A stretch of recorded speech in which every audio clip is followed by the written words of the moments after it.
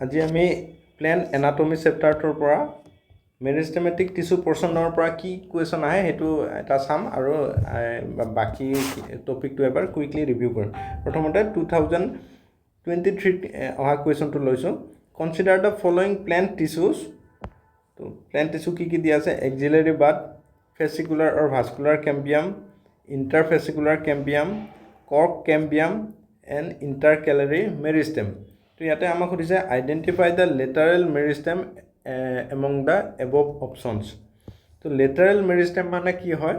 Lateral meristem are responsible for increasing the girth of the plant body. তো ইয়াতে কোনকেইটা হেৰি হ'ব? Axillary bud. এক্সিলাৰী বাড এইটো প্লেণ্টৰ লিফৰ যিটো বেছত থাকিব সেইটো এক্সিলাৰী বাড বুলি কয়। So' it is not responsible for increasing the girth. Fascicular cambium. Fascicular cambium is present between vascular cambium, xylem and phloem. It is responsible for increasing the girth. So fascicular cambium to hobo. Interfascicular cambium. Interfascicular cambium মানে হল এটো এটা vascular cambium, এটো এটা vascular cambium আৰু দুটাৰ মাজৰ যেটো cambium tissue থাকিব মেৰিষ্টেমেটিক টিস্যু হেতু ইণ্টাৰফেচিকুলাৰ cambium বুলি কোৱা যাব। তো এটোও গাৰ্ডটো ইনক্ৰিজ কৰিব। কৰ্ক কেম্বিয়ামটো হৈছে এটাটো হৈছে আমাৰ ভাস্কুলাৰ ৰিংটো থাকিলে ভাস্কুলাৰ কেম্বিয়ামৰ ৰিং এনেকৈ থাকিব আৰু কৰ্ক কেম্বিয়ামৰ ৰিং এটা আউটসাইড এনেকৈ থাকিব। এইটো সেকেন্ডাৰী অৰিজিন হয়। তো cork cambium is also responsible for increasing the girth. তো এইটো ট্ৰু অপশ্যন হ'ব। Intercalary meristem. Intercalary meristematic tissue which is present between the internodes. তো ইয়াতেতো গাৰ্ড ইনক্ৰিজ নহ'ব, ইয়াতে মেৰিষ্টেমেটিক এক্টিভিটিৰ কাৰণে আমাৰ হাইট ইনক্ৰিজ হ'ব। তো এইটো আমাৰ অপশ্যন নহ'ব। তো আমি ভবা মতে এনচাৰ কি হ'ব লাগিব? বি, চি আৰু ডি কাৰেক্ট হ'ব লাগিব। তো বি, চি, ডি কাৰেক্ট হোৱা অপশ্যন কোনটো আছে? B, C, D. তো আমাৰ অপশ্যন বিটো কাৰেক্ট হ'ব। তো ইয়াতে ডায়েগ্ৰামেটিক ভিউটো আছে গোটেইকেইটা মেৰিষ্টেমৰ। এইটো হৈছে ভাস্কুলাৰ বাণ্ডল। ভাস্কুলাৰ বাণ্ডলৰ মাজত যিখিনি গ্ৰীণ কালাৰবিলাক দিয়া আছে এইবিলাক কি হয়? ইণ্ট্ৰাফেচিকুলাৰ cambium. These are meristematic tissue present between xylem and phloem.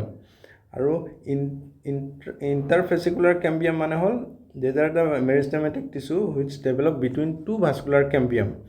These are secondary in origin, means they develop later in life. আৰু ইয়াতে যেটো ব্লু কালাৰ এটো দিয়া আছে এটো কি হয়? এটো আমাৰ cork cambium which is outside vascular bundle. তো এইকেইটাৰ এক্টিভিটিৰ কাৰণে কি হয়? আমাৰ সেকেন্ডাৰী গ্ৰোথ হয় বা এটো কি বুলি কয়? গাৰ্ডটো ইনক্ৰিজ হয়। তো এইকেইটাকে লেটাৰেল মেৰিষ্টেম বুলি কয়। তো আমি এতিয়া কি কুৱেশ্যন আৰু আহে ভাস্কুলাৰ মেৰিষ্টেমেটিক টিস্যুৰ পৰা আমি কুইকলি ৰিভিউ কৰিম। প্ৰথমতে মেৰিষ্টেমেটিক টিস্যু বুলি ক'লে আমি কি বুজি পাওঁ? মেৰিষ্টেমেটিক টিস্যু বুলি ক'লে দুটা টাইপৰ হ'ব, এটা হৈছে প্ৰাইমাৰী আৰু এটা সেকেন্ডাৰী। প্ৰাইমাৰী শব্দটোৰ মিনিংটো কি হৈছে? It is responsible for increasing the height and it is present since the embryonic period. তো এইবিলাক কোনবিলাকত থাকিব? এপিকেল মেৰিষ্টেম আৰু ইণ্টাৰকেলাৰী মেৰিষ্টেম। তো এপিকেল মানে এপেক্সত থাকিব, ৰুট অৰ শুট এপেক্স, আৰু ইণ্টাৰকেলাৰী মেৰিষ্টেম বিটুইন দ্য ইণ্টাৰনোডছ। আৰু এইটো লিফ বেছবিলাকতো এইটো থাকিব, ঠিক আছে? বা ইয়াৰ পৰাই কি এক্সিলাৰী বাডছটো ওলাব। তো এইটো প্ৰাইমাৰী মেৰিষ্টেম হয়। আৰু সেকেন্ডাৰী মেৰিষ্টেম মানে হৈছে lateral meristem. It is responsible for increasing the girth of the plant body. তো অলৰেডি আমি সেকেন্ডাৰী মেৰিষ্টেমকেইটা ডিছকাছ কৰিছোঁ। তো মেৰিষ্টেমেটিক চেলছৰ কেৰেক্টাৰিষ্টিকৰ ওপৰতো কুৱেশ্যন আহিব পাৰে। তো these are compact cells. compact মানে কি হ'ব? ইণ্টাৰচেলুলাৰ স্পেচবিলাক ইয়াতে নাথাকিব। চেল ৱাল থিন হ'ব। ইয়ং চেলছ ৰিপিটেডলি ডিভাইড হৈ আছে, তো চেল ৱাল এইবিলাকৰ ফৰ্ম নহয়। 2 নম্বৰ থাকিব ইহঁতৰ যিবিলাক চাইটোপ্লাজম থাকিব, চাইটোপ্লাজমত প্ৰটিন সিনথেসিস ৰিপিটেডলি হ'ব লাগিব কাৰণ ইহঁতে ৰিপিটেডলি ডিভাইড হৈ থকা চেল। তো ৰাইবোজমছৰ এমাউণ্ট বেছি থাকিব, সেইকাৰণে কি হয়? চেলৰ যিটো চাইটোপ্লাজম থাকিব এইটো ডেন্স চাইটোপ্লাজম থাকিব। এতিয়া আমি গোটেইকেইটা মেৰিষ্টেমেটিক টিস্যুৰ অলপ ভালকৈ জানিব চাওঁ। তো এপিকেল মেৰিষ্টেম আমাৰ টিপ অফ ৰুট আৰু শ্বুটত থাকিব। আৰু সাম লেফ্ট বিহাইণ্ড যিবিলাক এপিকেল মেৰিষ্টেম থাকিব সেইবিলাক এক্সিলাৰী বাডছবিলাকত থাকিব। তো সেইবিলাকৰ পৰা পিছত কি হ'ব পাৰে? ব্ৰাঞ্চ বা ফ্লাৱাৰ এইটো অৰিজিনেট হয়। 2 নম্বৰ আহিলে intercalary meristem these are present between the mature tissues they originate from the apical meristem only যেনেকৈ চুট এপিকেল মেৰিষ্টেমৰ যিবিলাক লেফ্ট অভাৰ মেৰিষ্টেমেটিক টিচু থাকি যাব বিটুইন দ্য ইণ্টাৰনডছ সেইবিলাকক আমি ইণ্টাৰকেলাৰী মেৰিষ্টেম বুলি কওঁ these are mainly found in grasses monocots as for example bamboo বাঁহৰ বেম্বুৰ যিবিলাক ইণ্টাৰনডছ হয় সেইবিলাক নাথিং বাট ইণ্টাৰকেলাৰী মেৰিষ্টেমেটিক টিচুৰ পৰ্চন সেইটো তো আমাৰ যে গ্ৰাছবিলাক এনিমেলে গ্ৰেজিং কৰাৰ পিছত আকৌ হৈ যায় থাকে তো কিহৰ কাৰণে হয় এইটো আমাৰ ইণ্টাৰকেলাৰী মেৰিষ্টেমেটিক টিচুৰ এক্টিভিটিৰ কাৰণে হয় তো এইটো এটা একদম ইম্পৰ্টেণ্ট কুৱেশ্যন হৈ আছে তো গ্ৰেজিং এনিমেলৰ কৰাৰ পিছত গ্ৰাছবিলাক গ্ৰেজিং কৰাৰ পিছত আকৌ কিহৰ কাৰণে হয় কোনটো মেৰিষ্টেমেটিক টিচুৰ এক্টিভিটিৰ কাৰণে হয় তো ইণ্টাৰকেলাৰী মেৰিষ্টেম এইটো কুৱেশ্যন হিচাপে আহিব পাৰে এতিয়া প্ৰাইমাৰী মেৰিষ্টেম মানে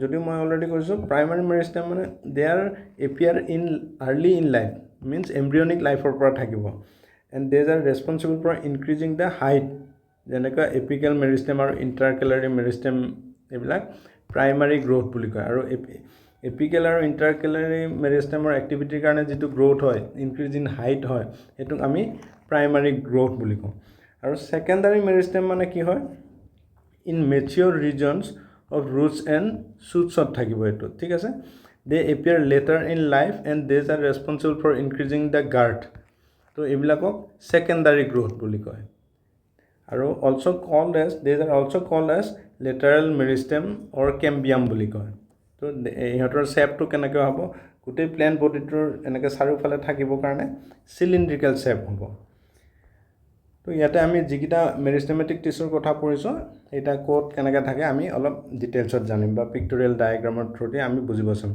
তো ৰুট এপিকেল মেৰিষ্টেম ক'ত থাকিব ৰুট এপেক্সত থাকিব তো it is sub terminal in position তো টাৰ্ম এপেক্সত নাথাকে এপেক্সততো আমাৰ ৰুট কেপটো থাকিব আৰু root apical meristem add cells in both the direction upward আৰু ডাউনৱাৰ্ড দুটা ডিৰেকশ্যনত চেলছ এড কৰিব পাৰিব আৰু শ্বুট এপিকেল মেৰিষ্টেম ক'ত থাকিব এইটো যেনিবা শ্বুট এপিকেল মেৰিষ্টেম তো it add cells in the basal region মানে in this direction add cells will be added and tip will grow' in the opposite direction তো both প্ৰাইমাৰী ইন অৰিজিন আৰু এইটো মেৰিষ্টেমৰ পৰা ডেভেলপ হয় এম্ব্ৰিঅ'তে এইটো মেৰিষ্টেমেটিক tissue থাকিব আৰু এইটো ডায়েগ্ৰামৰ পৰা গোটেই প্লেণ্টৰ এনাটমিৰ ওপৰত এটা অভাৰভিউ আইডিয়া এটা লৈ ধৰিলে ভাল হ'ব তো ইয়াতে আমি মাজৰ এইখিনিক পিঠ বুলি কয় পিঠৰ বাহিৰত কি থাকিব এইবিলাক ভাস্কুলাৰ বান্ডেল থাকিব জাইলেম আৰু ফ্লোৱেম এইবিলাক থাকিব ভিতৰত যেনিবা জাইলেম আছে ইয়াতে বাহিৰত ফ্লোৱেম থাকিব আৰু দুটা ভাস্কুলাৰ বান্ডেলৰ মাজত যিখিনি মেৰিষ্টেমেটিক টিচু আছে এইটো ইণ্ট্ৰাফেচিকুলাৰ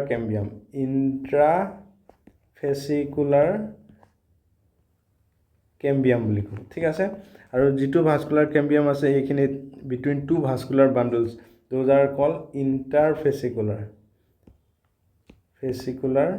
কেম্বিয়াম থাকিব ঠিক আছে ইণ্টাৰফেচিকুলাৰ কেম্বিয়ামৰ যিটো আউটছাইডত থাকিব এটা আউটছাইডত যিটো কেম্বিয়াম থাকিব সেইটোক আমি কি বুলি কওঁ কৰ্ক কেম্বিয়াম বুলি কওঁ তো কৰ্ক কেম্বিয়ামৰ লেয়াৰটো আছে ইয়াতে একদম ইয়াতে বাহিৰত থাকিব ঠিক আছে কৰ্ক বা বাৰ্ক বুলি কয় সেইটো পৰ্চন তো এইকেইটা আমি অভাৰভিউ এটা ল'ব লাগিব ঠিক আছে মেৰিষ্টেমেটিক টিচুৰ ওপৰত এইখিনিৰ ওপৰতে কুৱেশ্যন আহিব তো অলপ ভালকৈ চাব লাগিব ধন্যবাদ